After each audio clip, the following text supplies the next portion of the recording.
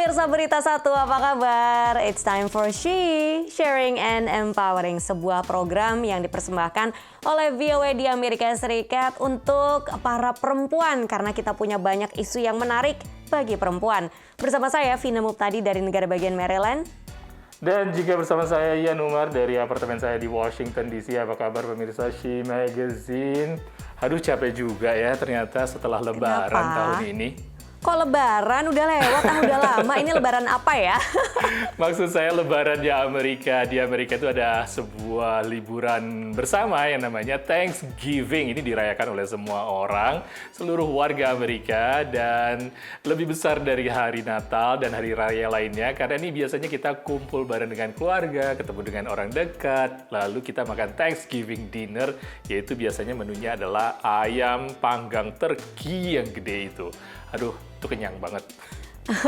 Udah kenyang, terus habis itu leftovernya banyak ya. Tinggal habis itu dibikin ayam bakar atau di ayam rica-rica, ya kan. Habis ala makanan Amerika, habis itu jadi beralih ke menu Indonesia. Nah biasanya habis Thanksgiving juga itu ada yang namanya Black Friday. Ini adalah menandai dimulainya musim belanja akhir tahun di Amerika. Udah mulai siap-siap beli kado-kado untuk Natal.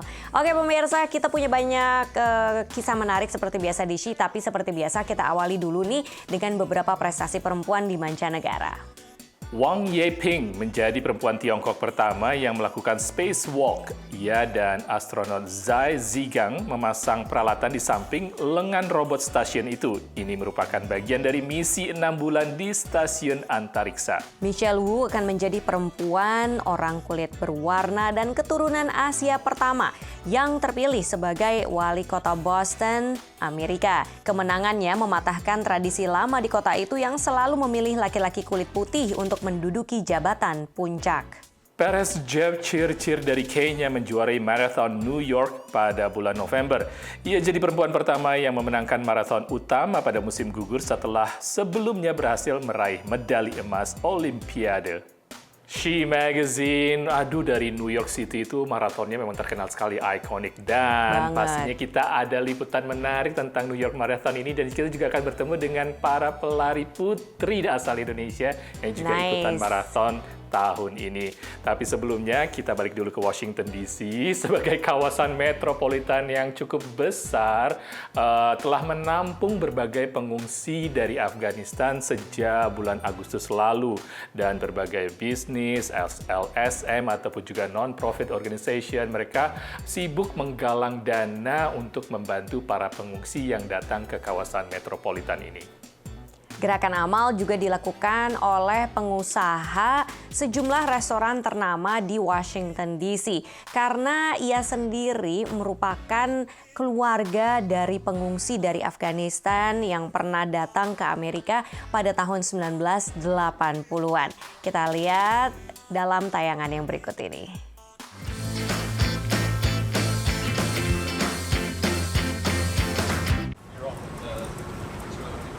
Restoran Afgan di Washington DC ini menjadi pusat bantuan untuk para pengungsi dari Afghanistan. Rak-rak yang biasanya digunakan untuk menyimpan minuman anggur, kini penuh dengan ratusan box, berisi mulai dari pakaian hingga perlengkapan mandi, peralatan makan, atau membersihkan rumah. Menurut pemilik lapis Fatima Popal, ia tergerak melakukan amal ini karena sejarah keluarganya. We are also refugees from a different time period of war in Afghanistan, so we do understand how most of these refugees feel. Of course, our time period is a little bit different, where it wasn't the Taliban regime, but. Keluarga Popal lari dari Afghanistan tahun 1980-an saat Fatima berusia 6 bulan. Sejak 1987 mereka tinggal di Amerika Serikat dan kini punya 3 restoran di Washington DC. Lewat media sosial, Fatima menyebarkan info bahwa Lapis menerima donasi dan relawan. Respons warga membludak. Both my brother and I woke up with just a social media blast of just people just wanting to help. Not only to donate, but also to help their time, help with giving in their time and volunteering their time for us. And it's just been just beautiful to see how the community has come together, how everyone just wants to help and donate. Selama berminggu-minggu, Fatima dan lusinan relawan menerima, menyortir, dan mengisi truk dengan barang-barang sumbangan. Berbagai bisnis di Washington DC dan seluruh Amerika juga mengumpulkan sumbangan bagi para pengungsi Afgan. Tak ketinggalan, lembaga-lembaga amal berbasis agama seperti Catholic Charities. What we have here is just 1 day's worth of donations. Amazon drivers were dropping them off truckload after truckload, all donated. Jumlah pengungsi Afgan yang tiba di kawasan sekitar Washington DC semakin bertambah cepat. We obviously think that that's going to continue to be an increasing number over the next few months and even years. When they come to this country, we're usually the first faces that they see. We meet them at the airport. And then things happen very, very quickly. After that, the priority is to help these families into housing, find permanent housing as quickly as possible, and then also begin the search for employment. Relawan pun tak hanya membantu secara fisik, tapi juga mental. Misalnya mencek kabar secara berkala atau menawarkan tips melakukan kegiatan sehari-hari. Berbagai hal yang membantu menenangkan hati para pendatang selagi mereka berjuang membangun hidup baru di negara baru. Dari Washington DC, VOA. Hingga kini Amerika Serikat telah membantu mengevakuasi lebih dari 80.000 orang dari Afghanistan, baik itu warga negara Amerika maupun warga negara Afghanistan. Dan sekarang mereka ada di beberapa fasilitas militer di Amerika Serikat untuk menunggu penempatan berikutnya. Dan pemirsa, She Magazine masih akan berlanjut seperti janji kita tadi. Setelah ini kita akan bertemu dengan para perempuan pelari maraton Indonesia yang ikut di ajang New York City Marathon.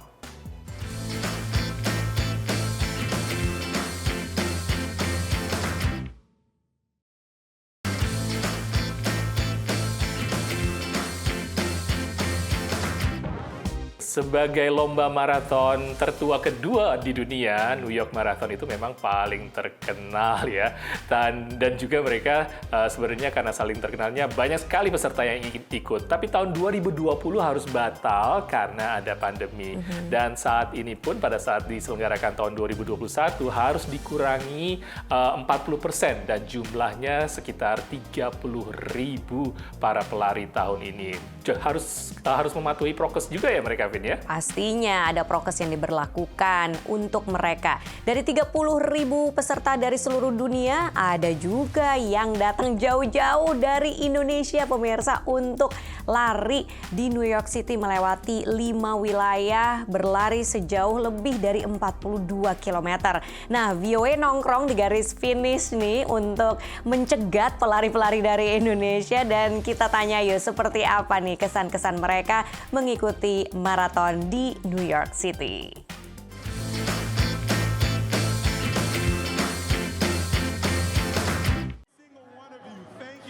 Dan saya sudah bosan dengan virtual, jadinya pengen offline lagi. Kerinduan untuk mengikuti maraton secara langsung atau in person tak hanya dirasakan oleh Jana Winata Praja yang datang dari Jakarta untuk mengikuti New York City Marathon. Seru banget, apalagi pas abis pandemik bisa ngerasain offline race lagi. Terus di sini juga prokesnya bagus dan vibe-nya beda. Hasilnya sesuai target, lebih cepat dari maraton tahun lalu, sekitar 20 menitan. So I'm very happy. Apalagi dengan banyak banget supporter nih yang di belakang. Lebih dari 33.000 peserta dari seluruh dunia tahun ini kembali berlari sejauh 42 km. Menyusuri 5 wilayah kota New York, mulai dari Staten Island hingga finish di Central Park, Manhattan. New York City Marathon adalah marathon utama dunia yang kembali diselenggarakan secara langsung, berturutan dari Berlin, London, Chicago, dan Boston setelah pandemi. Untuk mengikutinya, para peserta harus menunjukkan bukti vaksinasi atau negatif COVID. Surat vaksin harus ditunjukkan pada saat ambil BIP. Jadi saya sih merasa aman ya, karena ini kan sudah kelas dunia dan dia pastinya juga menjaga protokol kesehatannya. New York City Marathon juga menjadi marathon paling berkesan bagi Lisa Dewi Wood yang datang dari Bali. Kali ini memang benar-benar mau celebrate. Akhirnya ada race lagi setelah COVID dan mau bareng sama suamiku. Suamiku kebetulan ada masalah dengan lututnya, jadi banyak banget jalan yang malah jadi susah karena badan kan dingin. Habis itu lari lagi tuh rasanya berat banget. Mengikuti maraton memang memberikan pengalaman tersendiri, baik yang baru pertama kali ataupun yang sudah veteran. Karena hanya di ajang inilah peserta dapat berlari bersama para pelari elit kelas dunia. Seperti juara Olimpiade Tokyo 2021 asal Kenya, Perez Jepchirchir yang menjadi pemenang pertama perempuan. Sangat-sangat berkesan karena ini maraton pertama saya dan maraton pertamanya di New York City, jadi sangat-sangat berkesan. Para penonton yang memenuhi tepi jalan yang dilalui para pelari dari garis start hingga finish tak kalah semangatnya. It feels great. It's so good to be around people now. It's great to be back. We look forward to coming out here every year. It's a lot of fun. Great crowd. New York City is a great crowd. Walau rute yang ditempuh tak mudah, naik turun melalui beberapa jembatan yang menghubungkan wilayah-wilayah di luar Manhattan, antusiasme penonton membuat para pelari terus bersemangat. Hills, of course hills. Apalagi saat Queensboro, nggak ada supporter sama sekali. Hillsnya lumayan nanjak dan that's when you banyak runners hit the wall dan benar-benar udah nggak bisa mikir apa-apa lagi. Dan akhirnya banyak yang agak tumbang tuh di situ tadi. Tapi untungnya setelah itu kita bisa lari lagi karena setelah turun Queensboro udah banyak banget supporter yang menunggu. Selain pelari dan penonton, kesuksesan ajang maraton kelas dunia ini juga tak lepas dari peran serta para relawan yang bekerja di sepanjang rute. Faizin Katni, pelari dari Jakarta yang sudah 3 kali ikut New York City Marathon, tahun ini menjadi relawan dan bertugas di garis finish. Volunteer itu sangat menyenangkan karena bisa ngelihat secara langsung para finisher di finish line, terus juga bisa membantu mereka, mungkin ada yang butuh medik, ada yang langsung menuju ke refreshment. New York City Marathon memang bagai magnet yang mampu menarik warga dunia untuk datang, apalagi setelah hampir 2 tahun terhalang oleh pandemi. Benar-benar harus ikutan, harus ngerasain New York City Marathon. Saya menangis di garis finish, saya bisa menyelesaikan New York City Marathon 2021. Dari New York City, New York, Naratama, Zulfian Bakar, Nia Iman Santoso, VOA. Indonesia for New York Marathon! Salah seorang pelari yang diwawancari VOA tadi, Lisa Dewi, adalah seorang influencer di Instagram. Aku follow juga loh di IG, dan Lisa ini sering memberikan tips-tipsnya terutama bagi orang-orang yang baru ingin mulai lari. Waduh, seru banget ya melihat kiprah para pelari putri Indonesia ini. Semuanya juga menarik dan tentunya setelah ini kita juga ada cerita menarik. Saya akan membawa pemirsa untuk bertemu dengan aktris pemeran yang memerankan sebuah film pasti dikenal, yaitu Indiana Jones. Kita akan bertemu dengan Karen Allen. Dia akan cerita tentang cerita di balik layar pembuatan film-film sequel Indiana Jones setelah yang satu ini.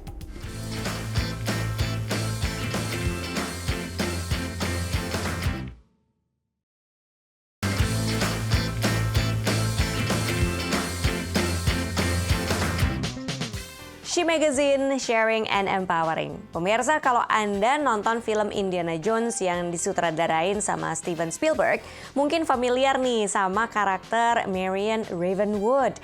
Yang di film itu dia bertualang bareng Jones untuk berburu benda-benda purbakala. Nah, karakter tersebut diperankan oleh aktris Amerika bernama Karen Allen.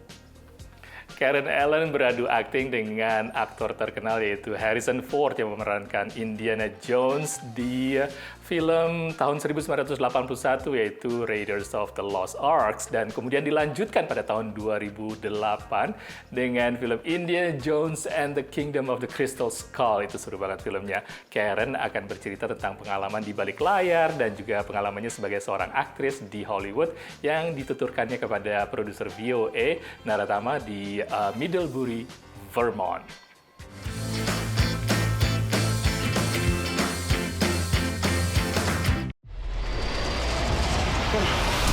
Ini dia Indiana Jones, karya sutradara Steven Spielberg, dibintangi oleh aktor Harrison Ford. Salah satu film sequel box office Hollywood produksi Paramount Pictures ini sukses dan mampu meraup keuntungan lebih dari $222 juta lewat film perdana. Film ini pertama kali diluncurkan pada bulan Juni tahun 1981 dengan kisah petualangan Profesor Arkeologi Indiana yang jatuh cinta dengan pencari harta karun Marion Ravenwood, dibintangi oleh aktris Karen Allen. 27 tahun kemudian, tahun 2008, Karen Allen kembali memerankan Marion dalam sequel keempat Indiana Jones and the Kingdom of the Crystal Skull. Kali ini, Karen juga bermain bersama aktor Shia LaBeouf. Alright, Karen, thank you so much for your time. My pleasure. I know you're being very busy, especially with these festivals. So is this your first time to be there? Yes, I just arrived like half an hour ago. So I haven't really. I don't know Middlebury. All right. So when you got the role of Marion in Raiders of the Lost Ark in 1981, right? Yeah. And you played with Harrison Ford. Yeah. And he was already known as a star because of Star Wars. And you were young. When you play, how did you adjust yourself? Because when I saw that one, the first one in 1980s, I didn't see that you are like a young newcomer. I was like, oh, this is a professional. I thought. Well, I was cast first, so Marion was cast first because Tom Selleck originally had been. Tom Selleck originally had been cast as Indiana Jones. I saw it on YouTube. Yeah, and then his television show that he had done the pilot for got picked up, and they wouldn't let him do the role. So they started trying to. So when I auditioned for Raiders of the Lost Ark, I auditioned with various actors because they really didn't know who they were going to cast as Indiana Jones. And of course, they knew Harrison, but I think because he had played Han Solo, they maybe were a little skeptical to cast him both as Indiana Jones and Han Solo because they were, they'd always planned for the Indiana Jones film to be more than one. So for the first one until like 2008 with the Crystal Skull, how did you feel that? I mean, like 40, 30 years later, you play again as a It was how many years? It was maybe 20 years later, something like that. Yeah, something like that. I had stayed because the film was so successful. Over those 25 years, I had seen Harrison and Stephen, and there was still some connection. They live on the West Coast, and I'm on the East Coast, so I don't hang out with them or anything, but the film itself got so much attention, and people were often playing it in theaters on big screens and inviting me to come. And if I could come, I would come and introduce the film and do a little Q&A or something afterwards. So the film was never very far away from me. A lot of times you make a film and the film has its little period of time in the theater, a month or 3 months or whatever, even if it's successful, and then it sort of fades away, and that's that. It might pop up on television or somewhere here or there. But a film like Raiders of the Lost Ark has a different sort of trajectory. It never really is very far from people's consciousness. It kind of keeps being celebrated and keeps being talked about. So I think I felt still always very close to that character, and I don't think it was difficult to sort of re-enter. I mean, I had to really give some thought to what had happened to Marion since the last time we saw her. And some things were written in the story. We know that I've had a child, and we know that I was married to a colleague So we have a little bit of history, but I tried to fill in the rest of that history to make it. Yeah, and finally you got married with her. There you go. Mrs. Jones. Mrs. Jones. Thank you for sharing, Karen. Ikonik banget film-filmnya ya. Indiana Jones ini juga kabarnya akan dibuat lagi filmnya pada tahun 2023. Tapi sutradaranya kali ini bukan lagi oleh Steven Spielberg. Jadi tungguin ya. Tapi judulnya belum keluar nih pemirsa, jadi harus ditungguin memang katanya tahun 2023. Oke pemirsa She Magazine, gimana liputan-liputan hari ini? Mudah-mudahan menarik dan menjadi inspirasi bagi kita semua. Saatnya kita untuk undur diri. Saya Ian Umar dari apartemen saya di Washington DC. Dan saya Vina Muptadi yang masih WFH dari rumah di negara bagian Maryland. Pemirsa, semoga kita selalu diliputi kesehatan. Jangan lupa prokesnya ya, meskipun kasus COVID sudah menurun. Dan sampai jumpa lagi minggu depan hanya di She Magazine, sharing and empowering.